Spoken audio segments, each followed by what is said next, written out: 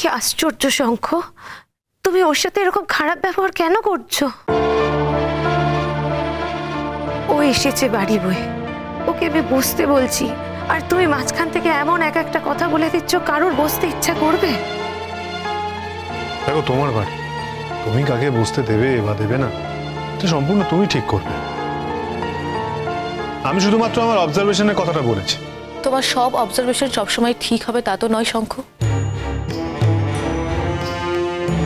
এবার সেটা বোঝার পালা এসেছে, তোমাকে বুঝতে হবে, আর তুমি সেটা হাড়ে হাড়ে বুঝবে।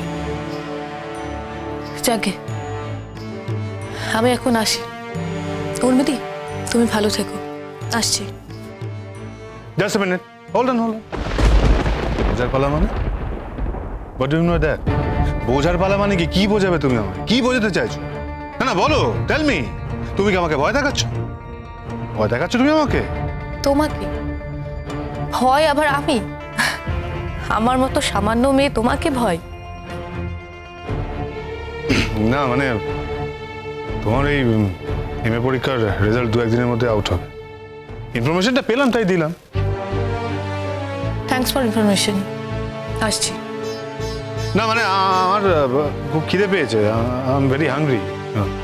আমি সে তো সকালে বেরিয়েছি, মানে তারপর থেকে কিছু খাওয়া হয়নি। আমি রান্না করে কিছু খাবার বানাচ্ছি, চাইলে খেয়ে যেতে পারো। না গো, চাইছি না, তুমি খাও। মোহর, প্লিজ কথা রাখো, খেয়ে যাও। না উর্মিদি, আজ নয়। তোমার বাড়িতে যদি আমার কখনো খাওয়া থাকে তাহলে কোনো না কোনো দিন ঠিক আমি খাবো, তবে আজ নয়। ম্যামকে বলে আসেনি তো, ম্যাম অপেক্ষা করবেন। আজ আসি। হ্যাঁ,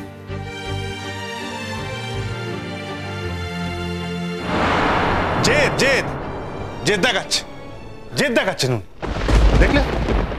দেখলে তুমি তো বলতে বলো, এই তো বলতে বললে বললাম, কোনো লাভ হলো কি? হলো না, নাথিং। আমার কথা রাখলো, রেখেছে আমার কথা? নো। জুতো মেরে গরুদান করা যায় না শঙ্খ। তুমি খারাপ খারাপ কথা বলবে, তারপরে খেতে বলবে, সেটা তো একসাথে হয় না, কেউই মানতে পারে না। দেখো, খারাপ কথা আমি এমনি বলিনি। হ্যাঁ, ও কিন্তু আমাকে অনেক অপমান করেছে, অনেক ছোট করেছে।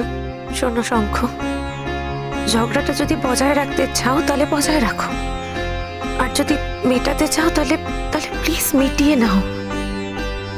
একটা কথা জেনে রাখো শঙ্খ, ঝগড়া কখনো বাসি করতে নেই, সেটাকে মিটিয়ে ফেলতে হয়।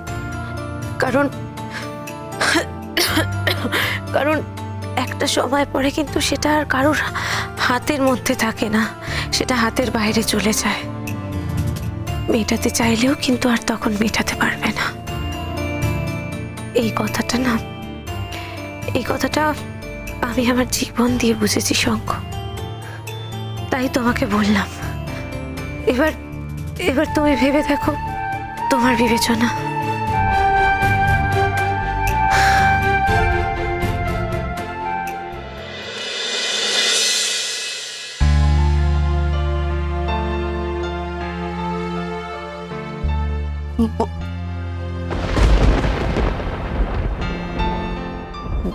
গোছগাছ করছো কেন হঠাৎ?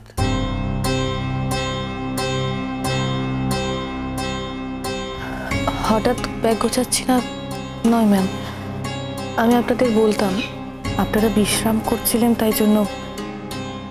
আসলে আমি একটা চাকরি পেয়ে গেছি। চাকরি পেয়ে গেছো? কোথায়? একটা স্কুলে। স্কুলে পড়ানোর জন্য তুমি এত খেটে পড়াশোনা করলে?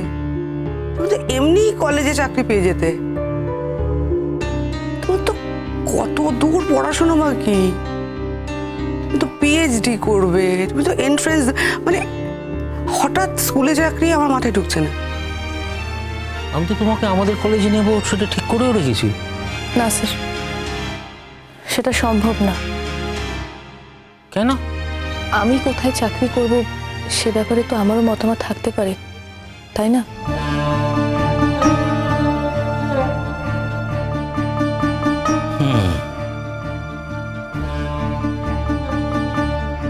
সে তুমি আমাদের কলেজে নাই পড়াতে পারো, কারণ ওখানে অনেক অসম্মানিত হয়েছে, তুমি নাই পড়াতে পারো, কিন্তু তা বলে তুমি কোথায় যাচ্ছ সেটা বলবে না, কত দূরে যাচ্ছ।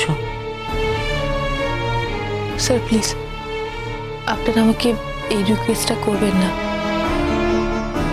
আমি বরাবর আপনাদের সম্মান করেছি, আমার দ্বারা অসম্মান আপনাদের কখনো হতে হয়নি। আপনাদের দুজনের মতামতকেও আমি সম্মান জানিয়েছি। আজকে এই প্রথমবার আপনাদেরকে আমি অনুরোধ করছি,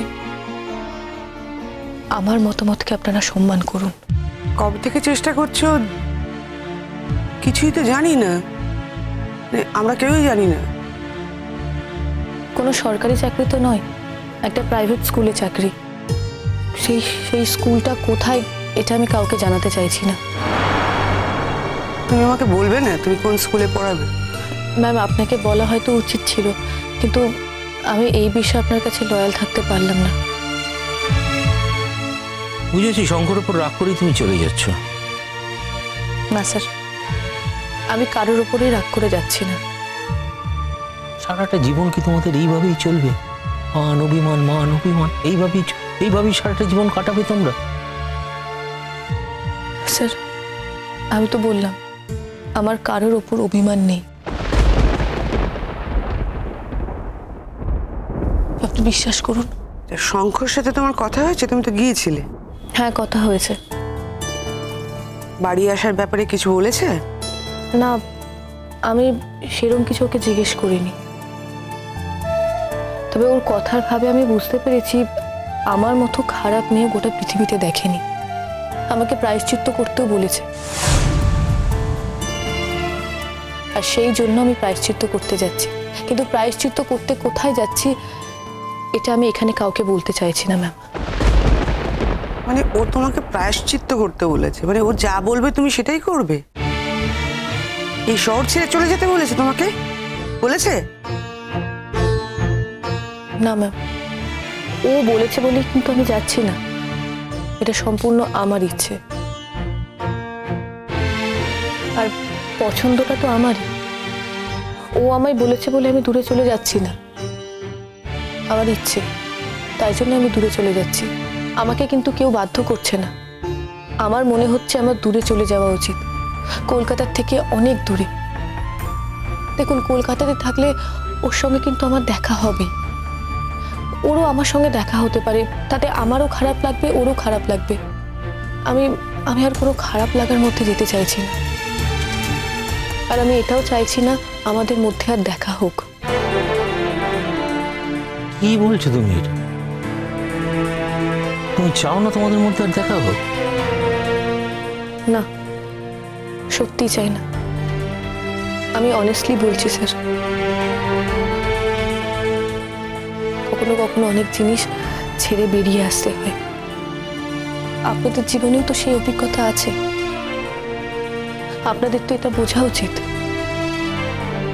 হ্যাঁ, আমাদের জীবনে তো এই অভিজ্ঞতা আছে, তুমি তো জানো সেটা। তাই জন্যই একদমই চাই না তোমাদের জীবনে সেটাই হোক আর কি, একই ঘটনার রিপিটেশন। কিন্তু কি দেখো, তোমাদের বারবার একই ভুল হচ্ছে, একই ঘটনা হচ্ছে, বারবার ঝগড়া হচ্ছে। মানে এটা কবে ঠিক হবে? সব সময় একে অপরকে ছেড়েই থাকছো, আলাদা থাকছো।